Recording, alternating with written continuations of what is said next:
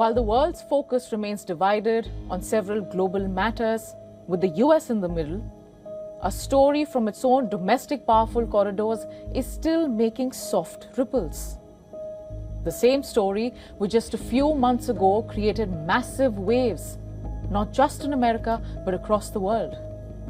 Today, we bring the focus back on the Epstein files saga, and one individual in particular who was finally summoned to answer some questions about his association to the convicted sex offender. But power and influence still remains relevant, because when billionaire Bill Gates appeared to answer the questions in front of a US Congress panel, it was a closed-door private summoning.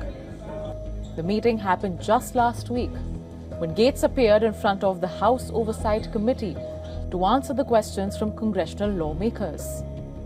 However, the influential billionaire told these members that he never had a personal relationship with the disgraced financier.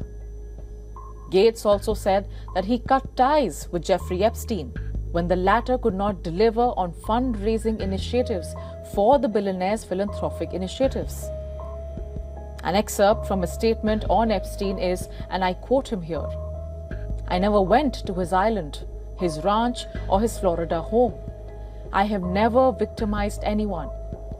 While he may have sought to foster a personal relationship, I was never interested in that and never reciprocated."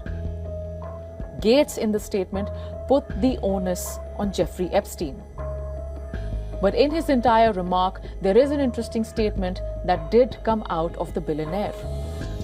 Gates told the committee that Epstein used the Microsoft founder's marital infidelities to pressure him. This raises the question, what exactly is the history that Bill Gates has with Jeffrey Epstein?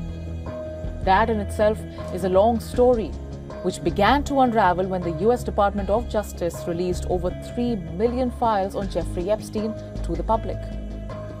Gates and Epstein's first known association dates back all the way to the year 2011. That is 3 years after Jeffrey Epstein was first convicted on solicitation of prostitution charges. Many years later, when the entire dossier came out in public domain, Bill Gates had several references in it. Photographs, emails, and whatnot. All evidence pointing to the relationship that this billionaire had with Jeffrey Epstein. Rather contradictory to the latest claim that he made last week, where he said that he had no personal relationship with the late sex offender. But there is photographic evidence which shows Bill Gates standing next to Epstein's pilot.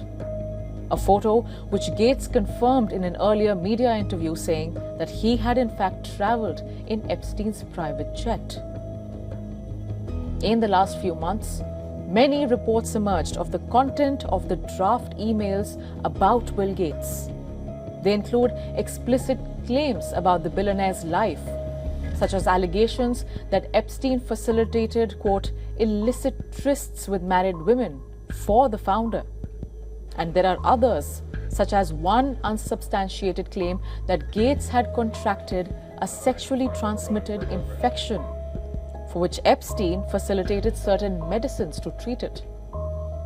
Another email draft had details of Bill Gates allegedly seeking similar medication for his then wife, Melinda Gates, to protect her from the same infections. Now, the billionaire denied all these accusations, but his ex-wife shared her own thoughts in several podcasts and interviews about how challenging those times in her marriage really were. Melinda, of course, did not divulge exact details for legal reasons, but she did express gratitude to be, quote, away from that muck. Now, it is important to clarify something here. The victims of Jeffrey Epstein have not directly accused Bill Gates of any criminal activity or wrongdoing as far as the victims themselves are concerned. But it is the name of Bill Gates in this entire case that is still important and relevant, because it sheds light on a pattern prevalent in the way Epstein surrounded himself with rich, powerful individuals, and the information he gathered on everyone to use it against them, as Bill Gates claims that Epstein did in his case.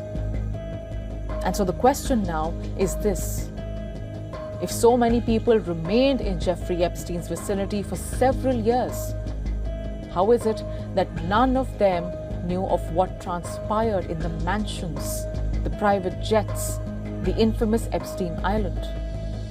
Because if everyone pleads ignorance to systemic abuse of minors, then who really knew of this open secret?